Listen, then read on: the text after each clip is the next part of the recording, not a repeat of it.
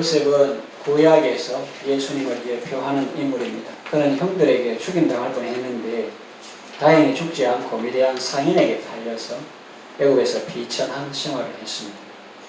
아버지의 사랑을 받던 자녀가 이국 땅에서 낯설고 물스러운 곳에 떨어졌으니 얼마나 적응하고 살기가 힘들었을까요? 말도 안 통합니다. 문화도 다릅니다. 게다가 형들에게 구금되었다가 팔린 그 아픈 기억, 트라우마와 또 애국에서 당하는 여러 가지 억울한 일들이 그를 힘들게 했습니다. 그러나 그는 그런 과거에 발목 잡히지 않고 또 현재 당하는 고난에 좌절하지 않고 묵묵히 본분을 감당하며 하나님의 뜻을 이루었습니다. 애굽의 총리로 발탁되어 하나님의 지혜로 그 나라를 기근의 위기에서 건져냅니다. 그리고 자기를 미워하고 팔고 죽이려 했던 형들을 용서하고 그들을 보호하며 그 자녀들까지 양육해 줍니다. 한 청년이 어떻게 이런 일을 감당할 수 있었을까요? 이제 청년 요셉의 이야기를 통해서 하나님께서 우리에게 주시는 은혜를 함께 받고자 합니다. 그는 어떻게 그런 고난과 역병 속에서도 좌절하지 않고 하나님의 뜻을 이루는 삶을 살 수 있었을까요? 첫째로 받은 사랑을 기억했습니다. 요셉의 아버지 심부름을 받다가 형들에게 구금되고 미대한 상인에게 팔려 애굽으로 간 때는 17살 때입니다. 요즘을 보면 고2 정도 되는 나이입니다. 한창 혈기왕성한 청소년 시기입니다. 감수성이 예민한 때죠. 질풍노도의 시대라고 합니다. 그런 때 충격적인 일을 당했습니다. 얼마나 그 상처가 컸겠습니까? 자기를 사랑하는 아버지에게 인사도 못하고 헤어졌습니다. 아픔과 충격을 추스를 시간도 없이 노예 시장에 팔려 남의 집에서 종노릇 하게 되었습니다. 게다가 거기서 또 억울한 일을 당했습니다. 보통 아이라면 지치고 피곤해서 자포자기 할 것입니다. 그런데 요셉은 다릅니다. 물론 그도 인간인지라 안 힘들었다고 할 수는 없겠죠. 그러나 그는 어려움이 있었다 합쳐도 쉽게 바닥을 보이지 않습니다. 왜냐하면 그 마음의 저수지에 물이 가득 차 있었기 때문입니다. 부모님께 받은 사랑이 있었고 하나님께 받은 사랑이 있었기 때문입니다. 그 사랑이 있었기 때문에 그 사랑이 에너지가 되어서 고난과 역경이 와도 잘 헤쳐나갈 수 있었습니다. 이국 땅에서 겪는 외로움도 극복할 수 있었습니다. 여러분, 이 세상 살다가 예기치 못했던 어려움을 만날 수 있습니다. 그때 그 충격적인 사건을 너무 깊이 생각하지 마십시오. 그 억울함을 너무 오래 묵상하지 마십시오. 그 사람들이 단 악성 댓글에 너무 신경을 쓰지 마십시오. 그 대신에 지금까지 받은 하나님의 은혜를 기억하십시오. 그리고 하나님께서 친히 베풀어 주신 은혜와 또 하나님께서 주변의 사람들을 통해서 베풀어 주신 그 사랑과 은혜를 기억하십시오. 그러면 여러분의 마음은 사탄이 빼앗을 수 없습니다. 불안과 공포와 정오를 빌미로 여러분 속에 들어올 수 없습니다. 하나님이 여러분 마음속에 거하시면 여러분은 승리할 수 있습니다. 아무리 고난의 깊은 골짜기를 통과한다 하더라도 주님이 나와 함께함을 믿는다면 어떤 역경도 이길 수 있습니다. 어떤 고난도 견딜 수 있습니다.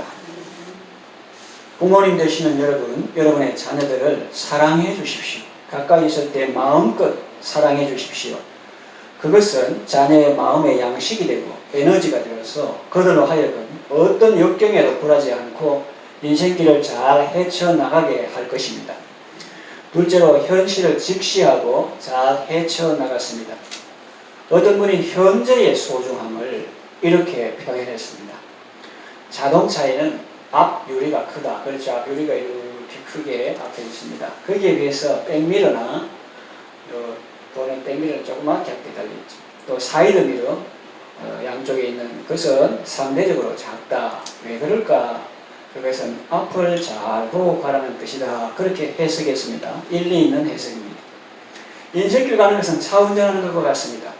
운전할 때 전방을 잘 주시하고 잘 나가는 것이 중요합니다. 물론 가끔은 사이드 미러도 보고 백 미러도 보지만 거기에 비해서 압도적으로 많이 앞유리 너머로 들어오는 도로와 그 상황을 주시합니다. 앞은 안 보고 뒤만 보거나 옆만 보면 큰 사고가 날 수 있습니다. 차가 안 망가집니다.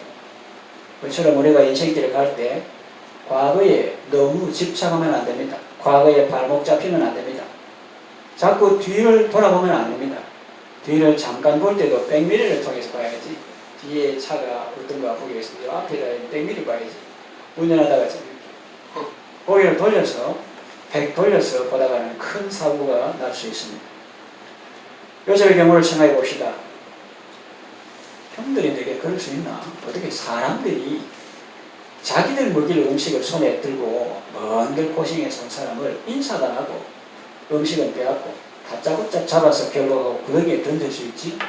고맙다는 말 한마디 없이 음식을 빼앗아서 그 음식을 서로 둘러 앉아서 나누어 먹으면서 이야기하고 동생은 구덩이에 떨어져 두려움과 불안 속에 울부짖고 있는데 그게 다가 아니야. 어떻게 동생을 상인들에게 돈을 받고 노예로 팔 수가 있지?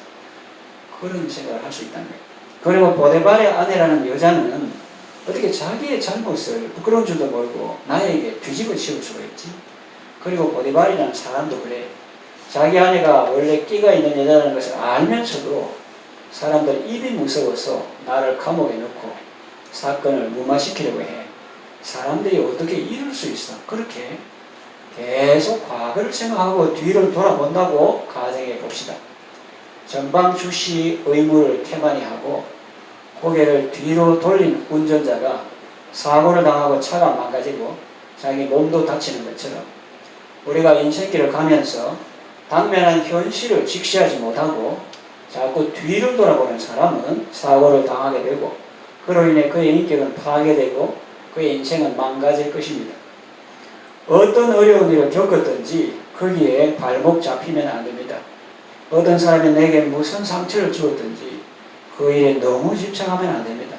상처가 있더라도 아픔이 있더라도 그걸 뒤로 하고 앞으로 나아가야 합니다. 과거를 무시하라거나 무조건 잊어버리라는 말은 아닙니다. 사람이 어떻게 그럴 수가 있겠습니까? 자꾸 생각이 나겠지요. 그러나 그 생각에 매이지는 말라는 말입니다. 발목 잡히지는 말라는 말입니다.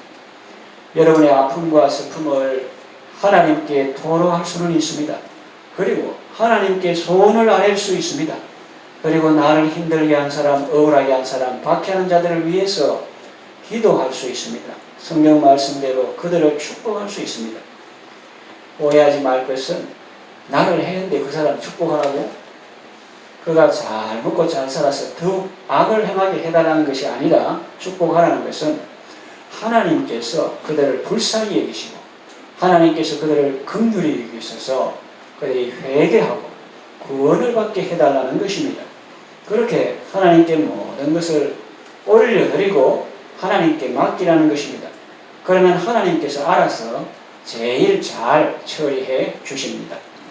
셋째, 하나님이 인자를 더하셨습니다. 21절에 여호와께서 요셉과 함께 하시고 그에게 인자를 더하사 간수장에게 은혜를 받게 하심에 그랬습니다. 사람들은 그를 억울하게 하고 죄를 뒤집어 씌우고 오해하고 미워하지만 하나님은 그렇지 않습니다. 그가 어려울 때 더욱 사랑해 주시고 그가 어려울 때 더욱 은혜를 베풀어 주십니다. 요셉이 과거의 상처뿐만 아니라 여러 가지 고난과 역경을 이기고 마침내 하나님의 뜻을 이룰 수 있었던 데에는 이것이 가장 큰 요인이라고 할 수 있습니다. 사람 개인이 역경 앞에서 지혜롭게 대처하고 현명하게 헤쳐나가는 것도 중요하지만 하나님의 인자하심, 하나님의 사랑하심, 하나님의 긍휼히 여기심이 없다면 너무나 힘들고 어려워서 계속해 나갈 수 없습니다. 지치고 좌절하고 절망하고 포기할 수밖에 없습니다. 그러나 하나님이 그와 함께 하시고 그에게 인자를 더하셨기 때문에 그는 지치지 않고 끝까지 소망을 잃지 않고 잘 헤쳐나가 마침내 하나님의 뜻을 이루게 된 것입니다. 그러므로 여러분, 고난과 역경의 때에 하나님을 바라보는 것이 중요합니다.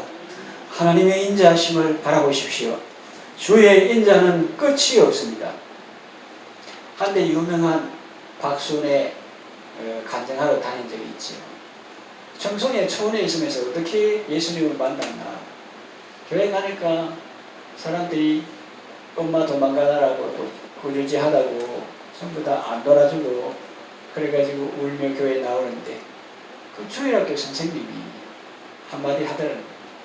붙잡고 눈을 맞추면서 보면 수메야 친구들은 너를 미워해도 하나님은 너를 사랑하신단다. 그래가지고 하나님께 대해서 궁금증을 가지고 이제 예수님을 믿은 그런 이야기가 나오죠. 우리도 이 세상 풍파, 환란, 어려움 많은데 막 가까운 사람들이, 형님 같은 사람들이, 친구 같은 사람들이 막 힘들게 어렵게 할 때가 있습니다.